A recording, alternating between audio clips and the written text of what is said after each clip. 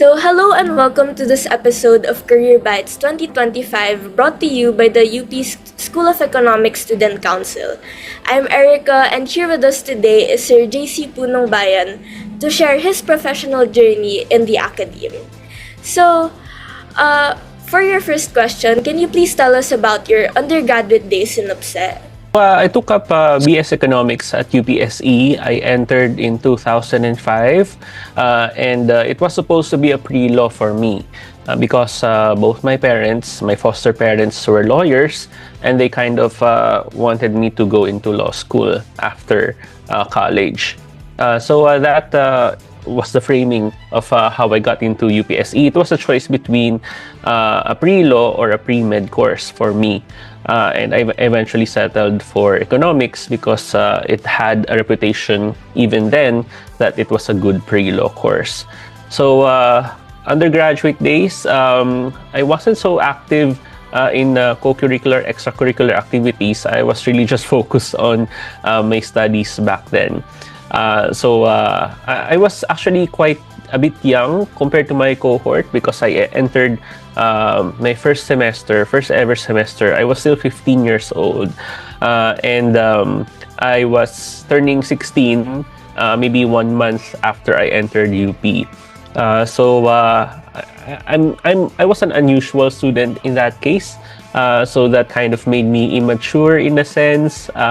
So I didn't really dwell on socializing or many extracurricular activities. I didn't have an org throughout my 4-year stay in UPSE. I was really just studying all throughout. So that makes me a nerd, I think. Wow, that's very young, sir. But despite not having co-curriculars or extracurriculars, what would you say was your fondest moments as an obsessed student?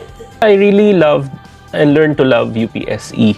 I love going to class. I love meeting the professors and going through the classes. I have very fond memories of some of the older faculty members. Some of them have died already, actually, including Professor Paderanga, Cayetano Paderanga, Professor B.B. Carlos. Both of them are not around anymore.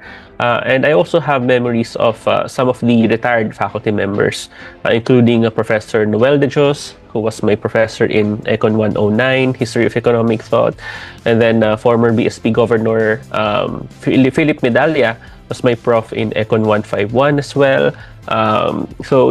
So many memories of my days in UPSE. So even if I didn't have any Econ org, I actually joined the UP Gawad Kalinga. So you know that to be the organization that kind of builds houses for the poor, etc. So I was a member of that for maybe a year. And then I was also active in some of the activities of my batch or cohort coming from Quezon City Science High School. I took up my high school from Quezay from 2001 until 2005, and many of us ended up in UP Diliman. So we kind of cornered this spot in AS, in the AS lobby. So not the lobby, but the inside, the main hall inside. So we kind of cornered that. Whenever we didn't have classes, we would go to that spot in AS. So we actually kept up with each other, even if we already had different degree programs during our undergrad days. But yeah, so I also love going around campus. I love the UP Diliman campus. So back then, I would bring my digicam. So smartphones, I didn't have a proper smartphone until later in my undergrad years. But I did bring my digicam all the time with me, and then after classes I would go around, take pictures of the academic oval, the trees, whatever. So that was my way of relaxing after a busy day in classes. That's good to hear, sir, and I'm pretty sure also relatable because especially digicams are also back in trend now. Really? Oh, that's good to know. But anyway, during your years in UPSED, did you expect to work in the Academe when you were studying your bachelor's degree? Not at all. So I was really dead set on entering law school, so I took up LAE, and I actually did 1 year in UP Law, right, immediately after graduating from UPSE. So I kind of just crossed the road from UPSE to UP Law. But I figured that law wasn't for me. So even if I passed the classes in UP Law for the first year, I realized that it really wasn't for me. I didn't envision myself kind of working in that environment. I missed the numbers, the statistics in economics. So I eventually left UP Law after 1 full year, 1 full academic year. And then I kind of drifted off. I didn't really know what I wanted to do. So for a few months, I was unemployed, and then I got a job in this management consulting firm in Quezon City, in Eastwood. And then only in early 2011 did I go back to UPSE to take up my graduate studies. So I took up MA Economics, in the first semester of 2011. So that would be the middle of 2011. And then that kind of got me back to the economics profession. Okay, so aside from your master's degree, would you say your years studying your bachelor's degree in UPSE prepared you well for your career in the academe? Yes, definitely. But I didn't really envision myself as a proper academic.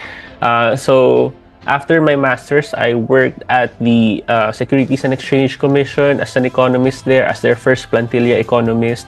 And then I also worked a bit in the World Bank office in Manila under Carl Chua, who eventually became the Director General of NEDA. And then it was only in 2015 that I kind of decided I wanted to do a PhD and maybe explore a career in academe. So it wasn't a straightforward career path for me.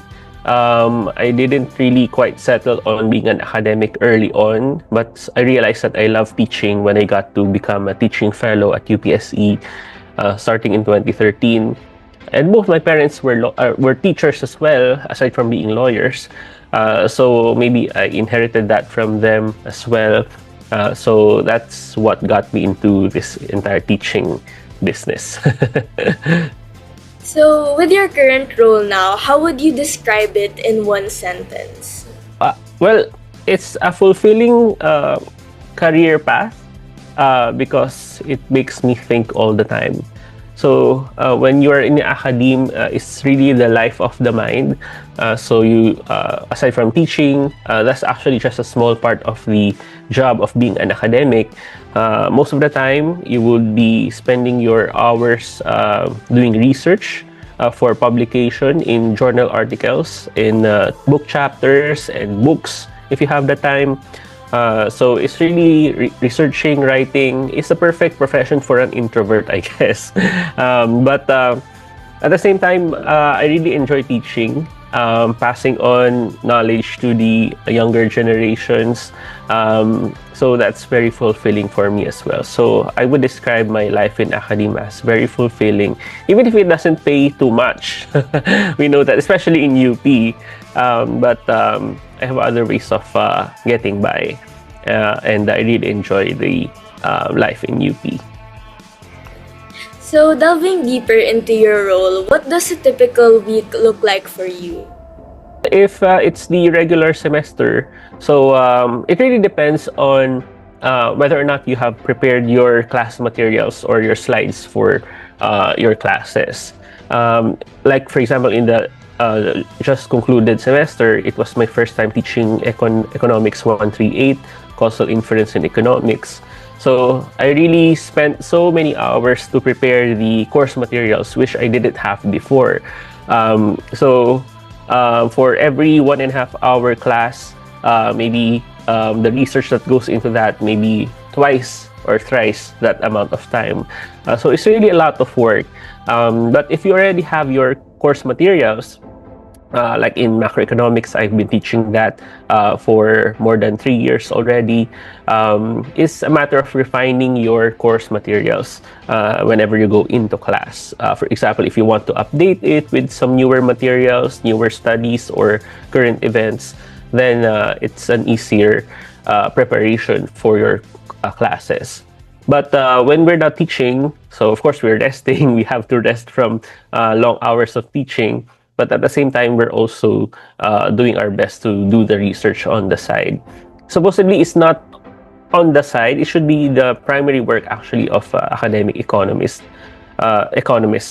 researching, doing journal articles.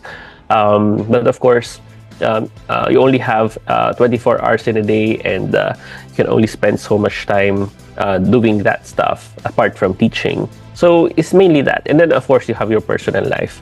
Um, so yeah, that's the typical week for me. So, given the work you have mentioned, what hard skills do you think are necessary for your work?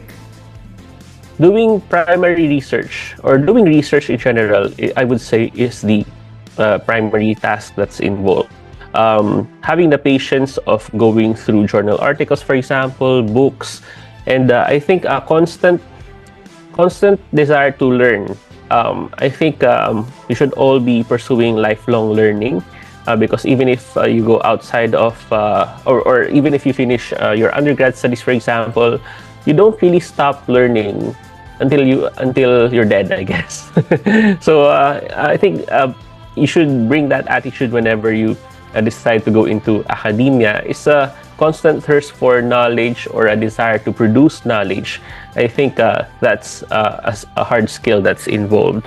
But of course, the smaller things, for example, you have to learn how to code, for example. That's a huge component of doing research in economics, handling data sets, data analysis. And then, of course, I think the value added of economics is that you have a framework by which you can analyze the data. You're not just analyzing data for the sake of doing it, but you have a specific frame of mind that you use on the data in order to analyze it. And then, of course, I think writing is also an important component, an important skill. Academics write all the time, apart from journal articles, book chapters, books, and then your lecture slides. So yeah, but of course, when you write, you need to read a lot as well. So reading and writing, coding, and then communication, I think, is also an important skill whenever you're an academic. You have to be as clear as possible. You have to know your audience, and you have to have that skill of laymanizing stuff for people who may not necessarily know what you're talking about. So with these hard skills, do you think there are other soft skills necessary for your work? One thing I realized is that there's a lot of networking involved as well in academia.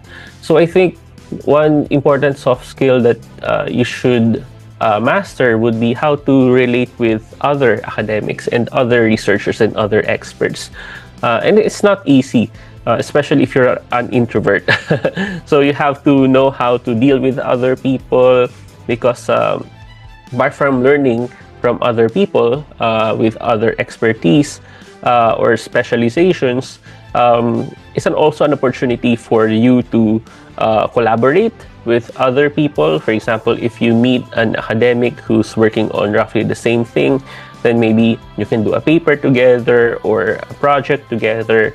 It's also an opportunity to for you to gain some knowledge about the lay of the land, so to speak. So in other words, if there are consulting opportunities here and there or other such opportunities, then you hear that from others, and you need soft skills for that.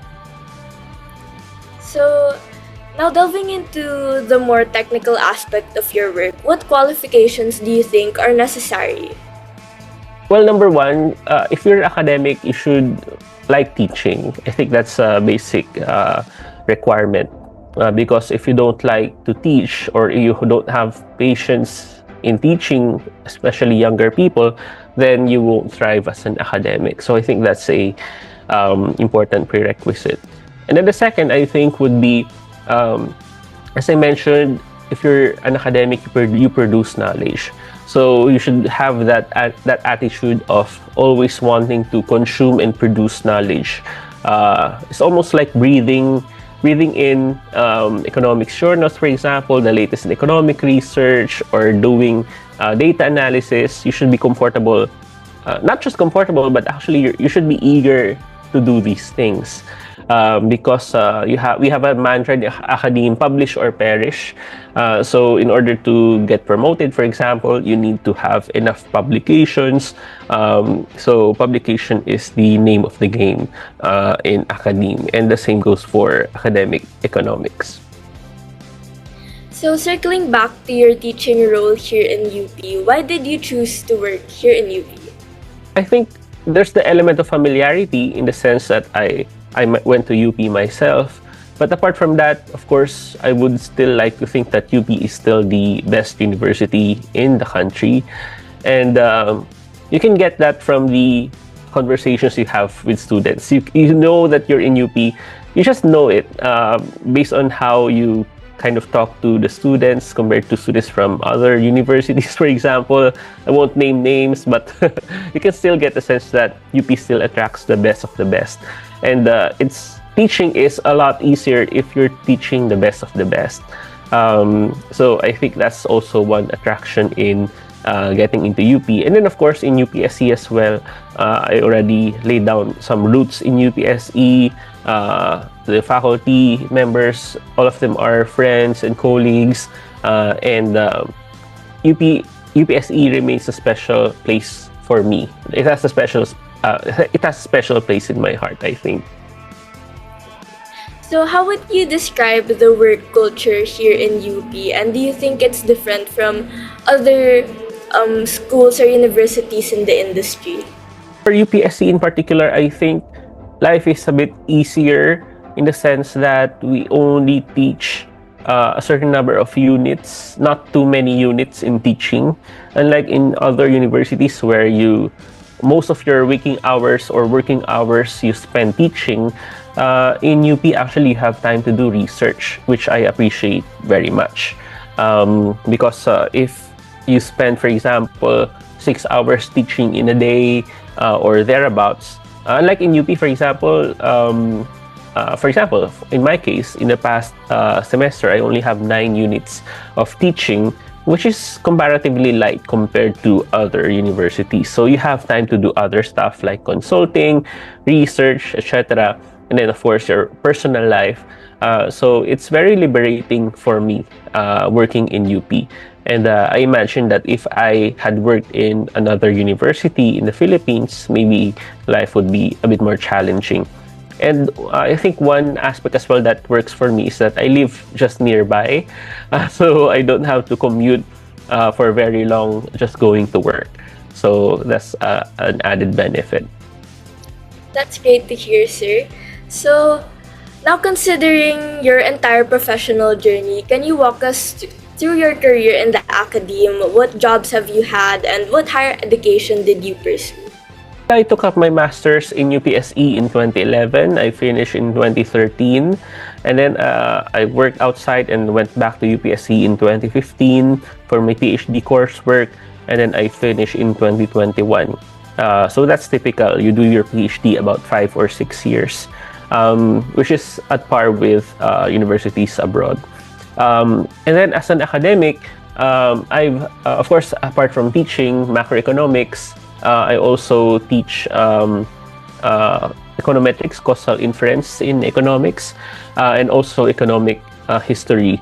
I had that course last year of martial economics, which I hope to teach again in the first semester. But apart from teaching, so I've also handled some administrative positions at UPSC. I used to be the graduate director, so I handled the admissions of graduate students in 2022 to 2023. And then I also managed their fellowships coming from PSED, which is the Philippine Center for Economic Development.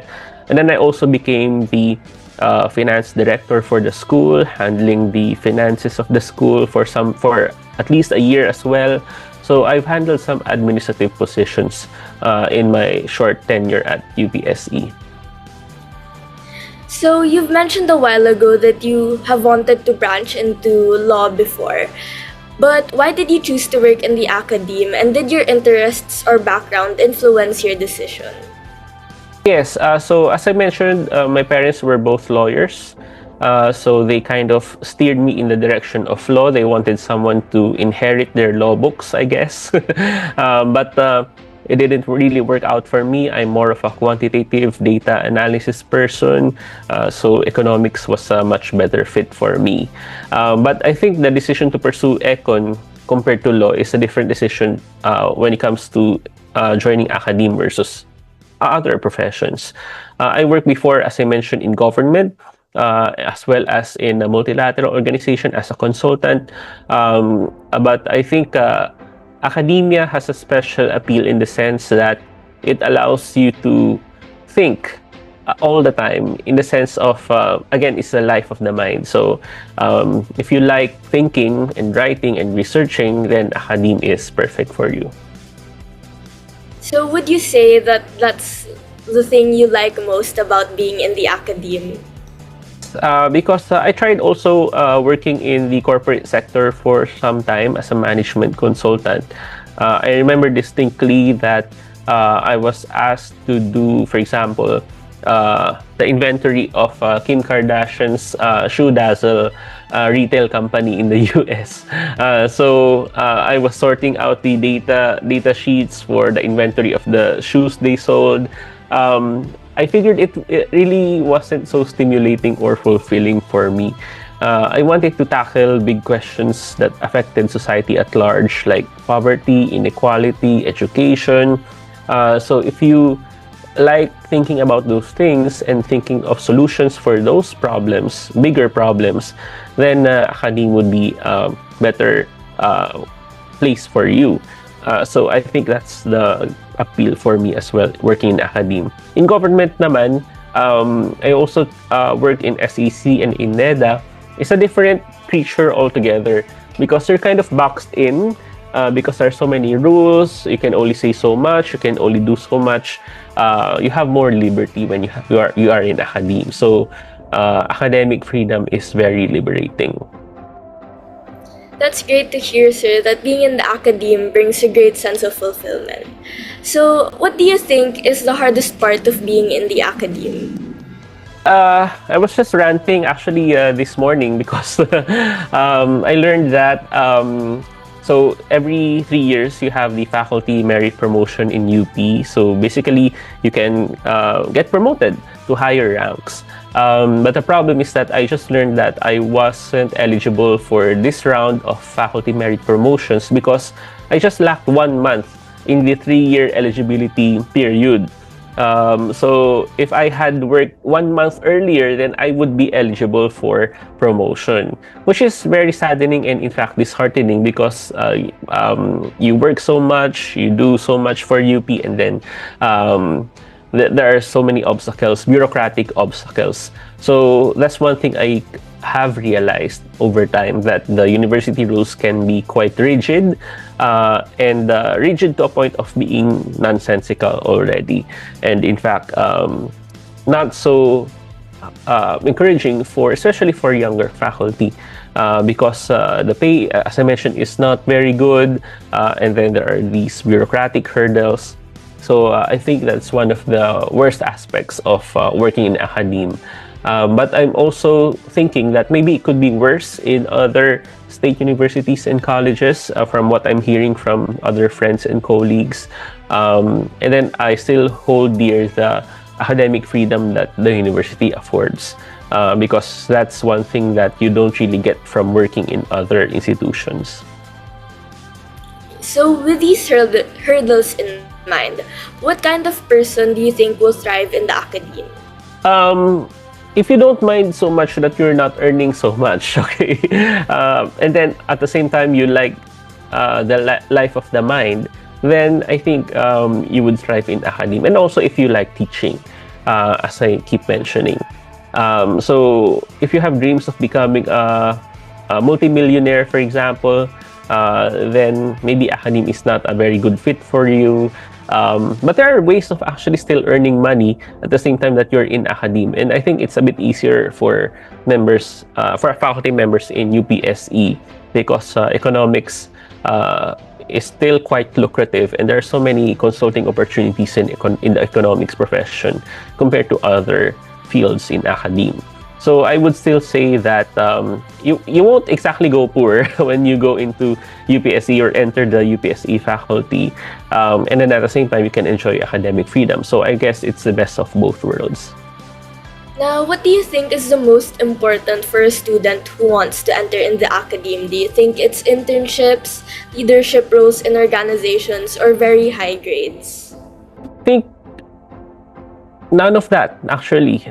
You would first of all, you don't really need extracurriculars or deep involvement in extracurriculars to succeed in academe, because again, it's all about the life of the mind. So grades, actually, funnily enough, they also don't matter so much, because even if you don't get very good grades in undergrad, for example, I know many people who didn't really perform well in undergrad, but they still thrived as academics. So I guess beyond all of those things you mentioned, what's really important is you like teaching, and then number two, you like the life of the mind. You like researching, reading, thinking about various issues. So if you have that thirst for knowledge, consuming and producing knowledge, then I think that's the key component in being a successful academic. So I would say that what matters more is whether or not you pursue or your performance in graduate school compared to undergrad. So I think you can enjoy definitely your undergrad years. You can do whatever you want, but what really matters for success in academe would be what you do in graduate school. That will really kind of filter who will succeed or not succeed in academe. So, would you want to give any advice to UPSE students who want to work in the academe? Yes, I've given such advice to some of my students from before. So I would say that do your best in your academics in undergrad, but don't worry too much if your grades aren't excellent. What matters more is you're prepared for graduate school, so you definitely have to go to graduate school at some point in economics, for example, whether here or abroad, and then perform well there, and then as early as your first year, think of possible research topics that you want to pursue so that you can finish your master's quickly and then go into PhD. So if you're really serious about being an academic, you have many more years of study ahead of you. So you better be prepared for that. So there are many sacrifices, many hardships along the way as a graduate student, but it will pay off eventually. Especially when you go to UPSE, where there are plenty of opportunities. So, yeah, I think that's a basic advice. Okay, so, speaking of graduate school, how long did it take you to reach your current education level? I graduated from UPSE undergrad BS Econ in 2009. So, I was just turning 20 back then.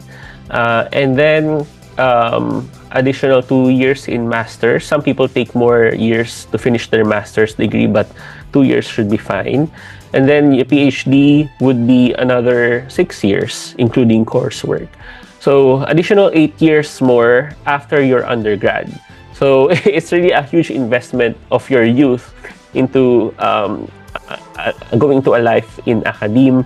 But yeah, so that's also one reason why not everyone goes into academe. There's so much human capital investment that goes into it. But the objective is really to reach a point where you can contribute to the body of knowledge in economics, for example, and then you can push the boundaries of that knowledge in economics so that you can contribute something new, something other people haven't thought about. So yeah, many more years of study. So, since that's a very long time, do you think there was a time you wanted to quit your graduate studies or quit pursuing a profession in the academe? That's the reason why I didn't really pursue graduate studies one after the other in rapid succession.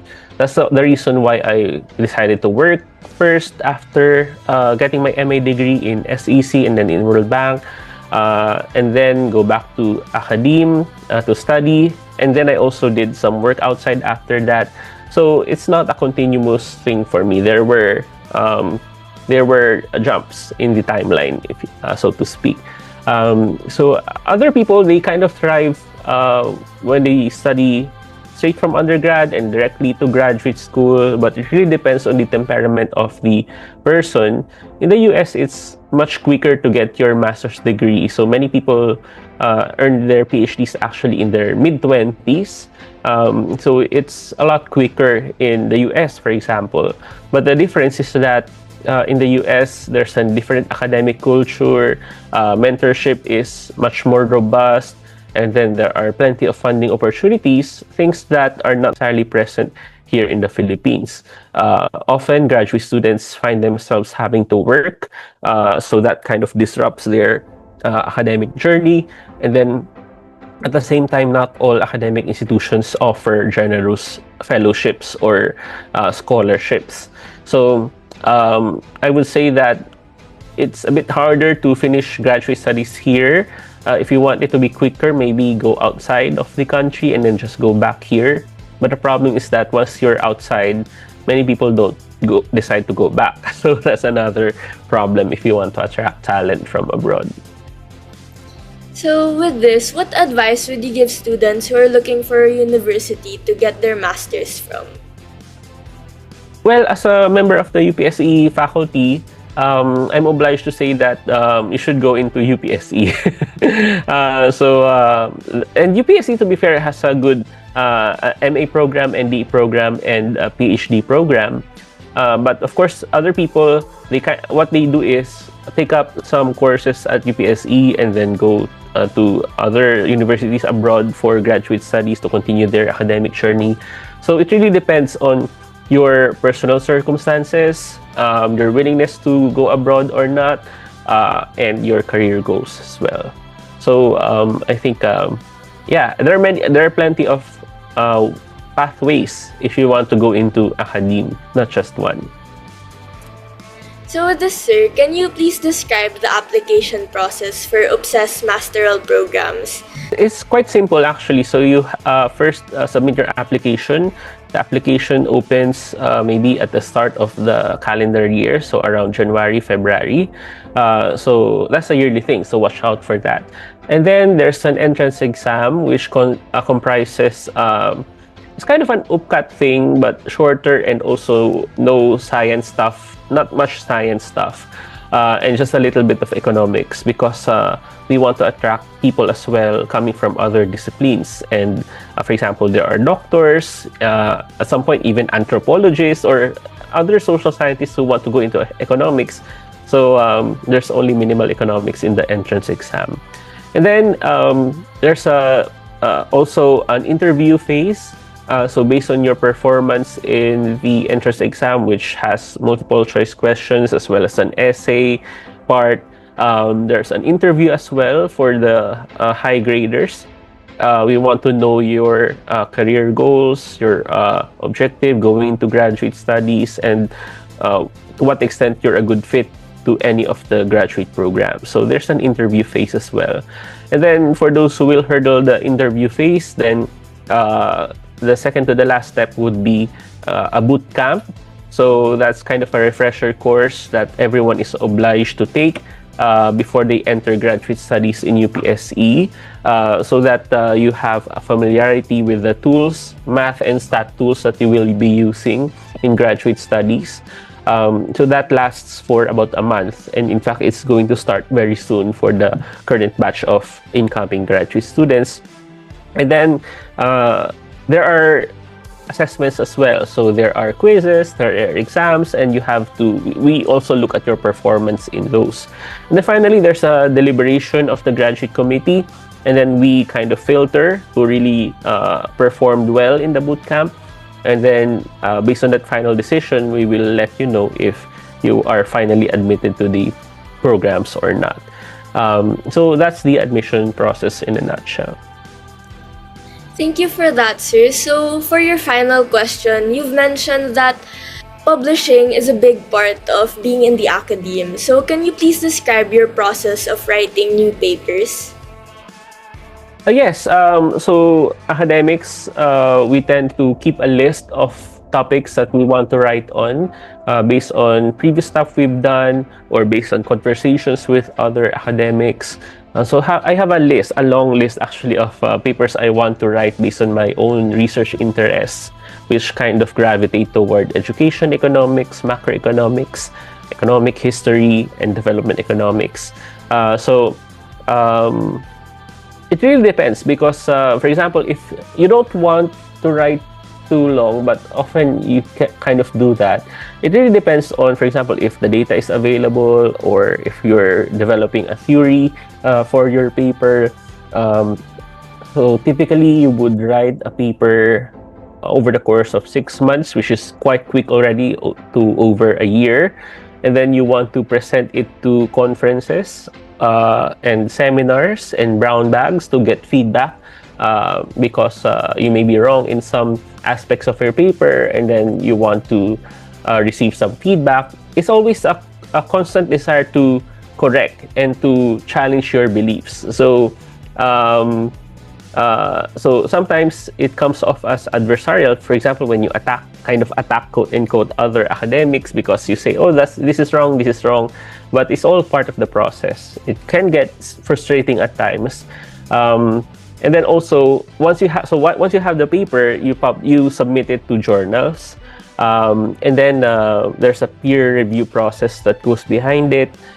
It lasts for a number of months to over years, several years, depending on the journal you submit it to.